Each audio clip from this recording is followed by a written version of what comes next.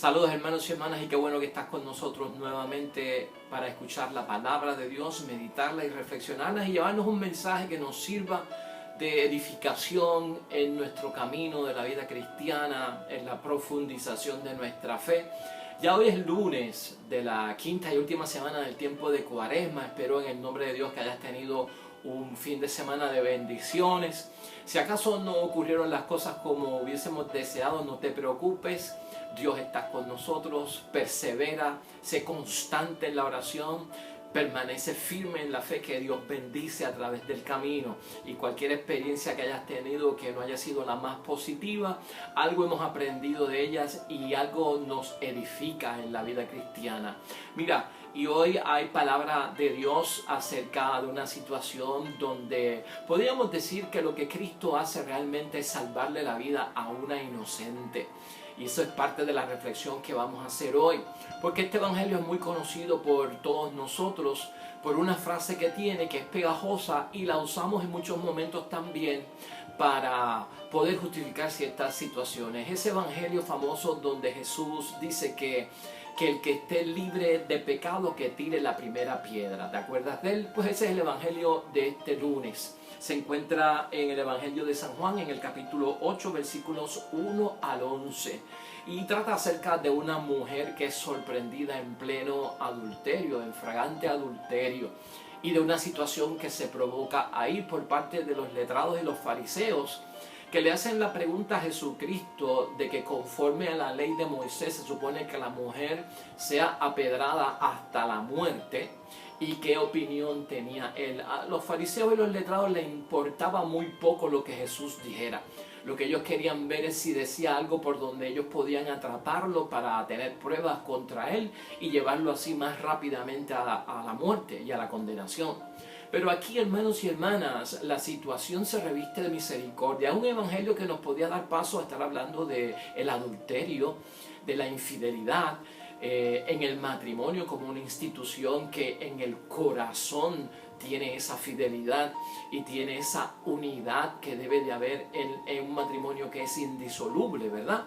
Pero yo no quiero enfocarme en eso hoy, puede ser tema para otro momento, pero como estamos en Cuaresma y la motivación que tenemos es la motivación del arrepentimiento, del examen de conciencia, de la misericordia por parte de Dios y del perdón, quisiera enfocarme en eso, porque el enfoque viene porque la primera lectura también está llena de una bendición donde Daniel es capaz de salvar la vida de Susana, quien había sido atrapado también por los oficiales de aquel tiempo y condenada a muerte. Y por la intervención de Daniel se salva la vida de Susana en un momento en que su vida estaba en peligro y había sido condenada a muerte. Y entonces miren lo que es capaz de decir Daniel en este momento, con qué, sin discutir la causa ni investigar los hechos, condenan a una israelita. O sea, Daniel señala fuerte y severamente a aquellos que acusan a Susana en la primera lectura, y estamos en Daniel capítulo 13, versículos 1 en adelante. Daniel lo que encuentra es que hay un falso testimonio contra Susana en aquel tiempo, hermanos y hermanas. Y hay dos ancianos del templo que están metidos dentro de la maraña de condenar a una mujer inocente. Y entonces esa intervención lo que nos hace saber es que Dios obró a través de Daniel. Y Daniel pudo poner las cosas en su sitio y hubo misericordia por parte de Dios. Esa palabra de Dios termina de la siguiente forma: aquel día se salvó la vida de una inocente. O sea que ya desde la primera lectura en Daniel estamos viendo, hermanos y hermanas, cómo también en el tiempo de Daniel muchas personas inocentes pudieron ser juzgadas como culpables, y en aquel tiempo tan severo donde muchas condenas eran a través de la lapidación y de la muerte, especialmente para las mujeres, se perdían muchas vidas inocentes. Y la intervención de la misericordia de Dios, de los instrumentos de Dios, era capaz, hermanos y hermanas, de salvar vidas en ciertos momentos. Es partiendo desde ese punto de salvar la vida de una inocente que nos movemos nosotros hacia el evangelio, la palabra de Dios, en el caso de la mujer que es sorprendida en fragante adulterio. Y como te dije al principio, muchas veces este evangelio lo recordamos más por esa palabra de que el que esté libre de pecado tire la primera piedra, en una forma de poner en orden de que nadie me debe de juzgar a mí, porque todo el mundo tiene sus esqueletos escondidos, ¿verdad? Como decimos en la calle, todo el mundo sabe de la pata que cojea, o quien viviendo en techo de cristal se va a poner a tirarle piedras al techo de cristal de su vecino. Todas estas cosas se usan para hablar y profundizar sobre esa frase de Cristo, ¿no? El que esté libre de pecado, que tire la primera piedra. Pero la razón por la cual Cristo la dice ahí es porque tiene un sentido, principalmente de esto que ha pasado en la primera lectura, ¿no? Que se ha llevado y se ha sometido a juicio a una persona inocente sin tener, hermanos y hermanas, las pruebas, sin tener, hermanos y hermanas, los elementos de juicio. O sea, hay un prejuicio contra esta mujer porque mujer es sorprendida en fragante adulterio, y Cristo se da cuenta de todo eso. Cristo se da cuenta de que hay una manipulación aquí por los ancianos del templo y por aquellos que denuncian y acusan. La ley está clara, hermanos y hermanas, en el libro de Deuteronomio, capítulo 5, versículo 18, en los 10 mandamientos aparece no cometerás adulterio. Más tarde la ley se sigue interpretando y se sigue aplicando, y en Levítico 20, versículo 10, encontramos la condenación y la sentencia para aquellos que se encuentran culpables de adulterio. Y dice, tanto el adúltero como la adúltera han de morir. Esa es la sentencia. Y si nos vamos a fijar en la aplicación de la ley en la palabra de Dios hoy, de lo primero que se da cuenta Jesús y por qué Jesús tiene que aplicar la misericordia, es porque no está el hombre. Aquí sorprenden y le dicen a Jesús, hemos sorprendido a una mujer en fragante adulterio. ¿Y dónde está el hombre? Porque la ley de Moisés, en Levítico, dice que hay que tenerlos a los dos, porque un adulterio no lo comete una persona sola, sino que tienen que haber dos personas para que ocurra el pecado o el crimen de adulterio. Entonces ya vemos que aunque la palabra no lo dice, Levítico lo dice, y Jesús sabe que hay una manipulación porque no está el adúltero. ¿Por qué dejaron escapar al adúltero? ¿Por qué no trajeron al adúltero? ¿Por qué no sometieron al adúltero también a un examen de prueba a ver qué fue lo que pasó? Pues entonces aquí hay una manipulación severa, hermanos y hermanas.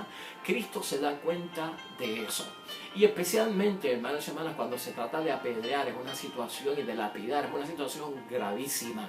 Y especialmente la mujer en aquel tiempo, con el valor que tenía en aquel tiempo, que era casi de cero, o igualada a los niños, que no contaban con ellos para nada, era bien peligroso, y muchas mujeres sufrieron ese tipo de martirio siendo inocentes. Entonces Cristo lo que quiere es que, ¿cómo salvarle la vida a esta mujer?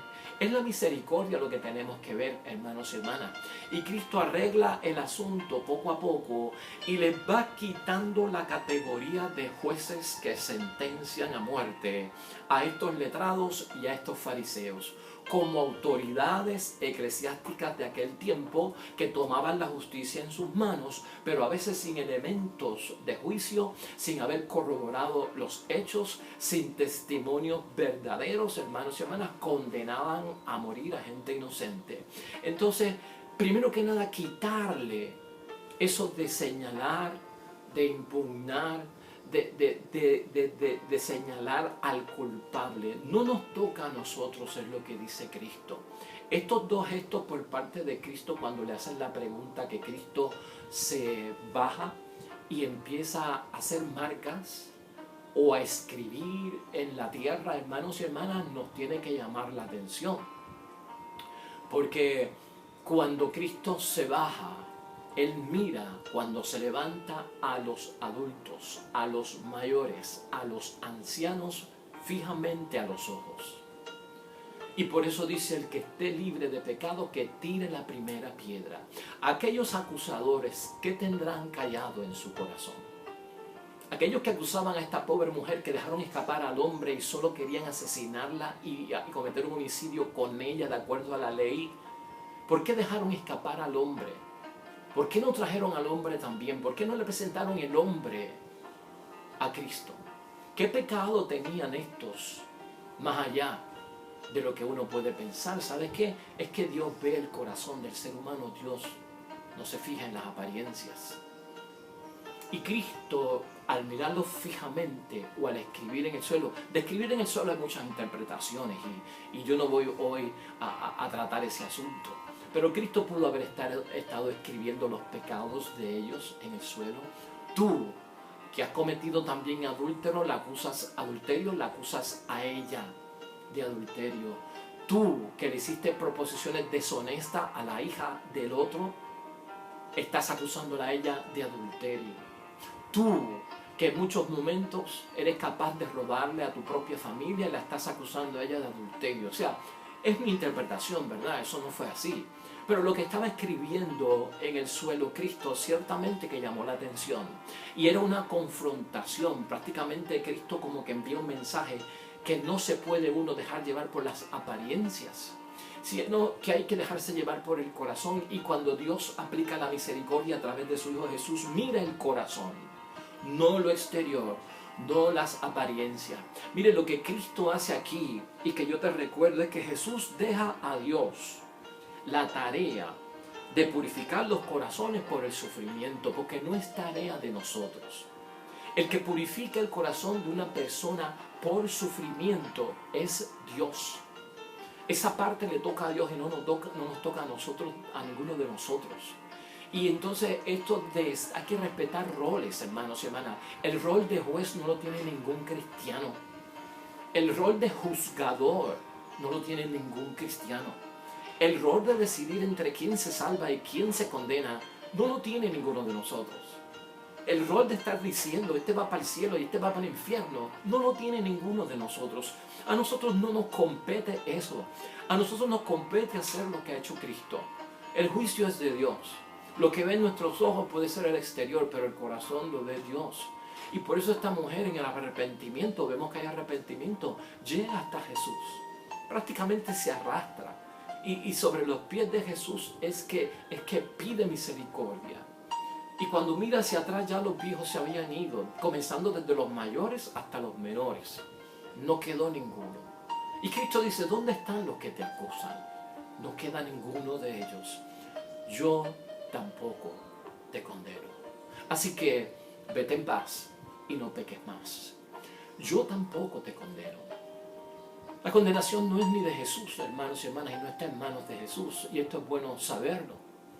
Primero, y el tiempo de gracia es tiempo de perdón, es tiempo de misericordia. Si hay arrepentimiento, si una persona cambia verdaderamente y viene con corazón contrito y humillado delante de Dios, el tiempo de gracia es favorable para esa persona. No es para señalarlo, no es para excluirlo, no es para condenarlo, no es para apedrearlo. Es para que entre a la casa de Dios, es para que vuelva a comenzar, es para que se sienta bendecido de un Dios que le da una oportunidad de volver a los caminos de la casa del Padre. Y eso es lo que hace Jesús en sintonía con todo lo que estamos viendo hoy aquí.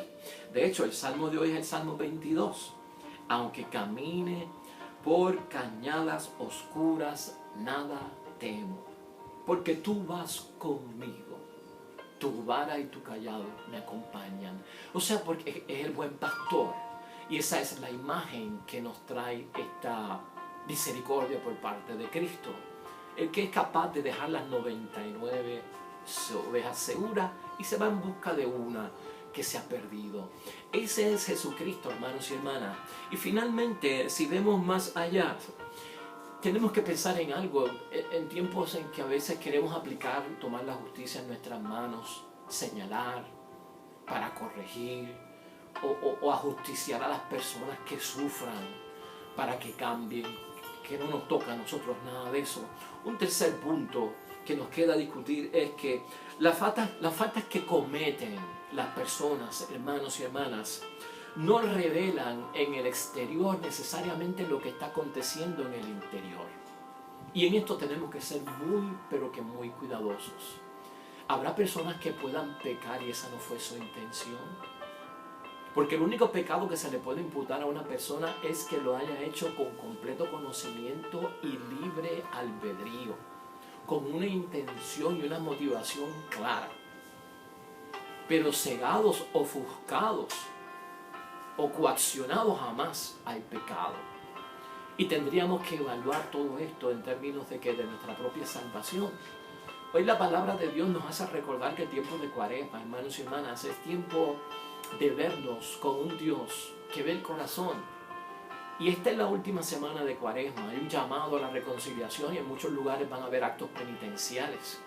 Por eso se le llama el tiempo de gracia, donde uno se libera de los pecados con sincero corazón y arrepentido, y esa carga se va.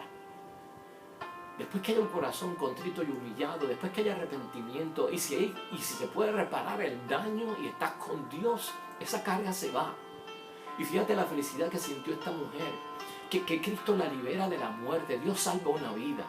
Y eso es lo que quiere hacer Cristo en Cuaresma, salvar nuestras vidas. Salvar nuestras vidas del atropello humano, tal vez del juicio humano, de la condenación humana, del señalamiento humano, de la exclusión humana, de cuando escuchamos las voces de aquellos que toman en sus manos roles que no les competen, de jueces, de castigadores, de personas que son capaces de señalar y de excluir sin consideración. Hoy considera a Jesús. La voz de Jesús hoy es clara: yo tampoco te condeno. Yo tampoco te condeno. Este es el tiempo de la gracia. Hoy Dios se revela y hoy Dios llama, hermanos y hermanas. Esta semana es de bendición. Libérate. Reconcíliate con el que abre los brazos de la misericordia. Reconcíliate con aquel que no vive de apariencia, sino que mira el corazón. Reconcíliate con el que de verdad puede escribir una vida para ti nueva, con el que tiene el libro de la vida en sus manos, que es Jesús, que cuando se borre del libro de la vida tu pecado no va a aparecer ahí. Tal vez pueda aparecer en la historia de la vida humana, en los libros de la vida humana, en los libros históricos, pero en la vida del libro de la vida, si te confiesas, si tu pecado es perdonado, quedará borrado para siempre. Y Dios lo olvidará y no habrá recordatorio de él. Yo tampoco te condeno. Es Dios el que habla. Da un paso al frente, atrévete y vete libre de equipaje, pronto a celebrar la Semana Mayor y la Pascua de Resurrección. Dios te bendiga y nos vemos mañana con el favor de Dios en otra nueva oportunidad de escuchar la palabra de Dios, meditarla y que nos inspire a cada uno en el sentido auténtico de la verdad. Bendiciones para todos los que esperan el reino de los cielos. Dios te bendiga.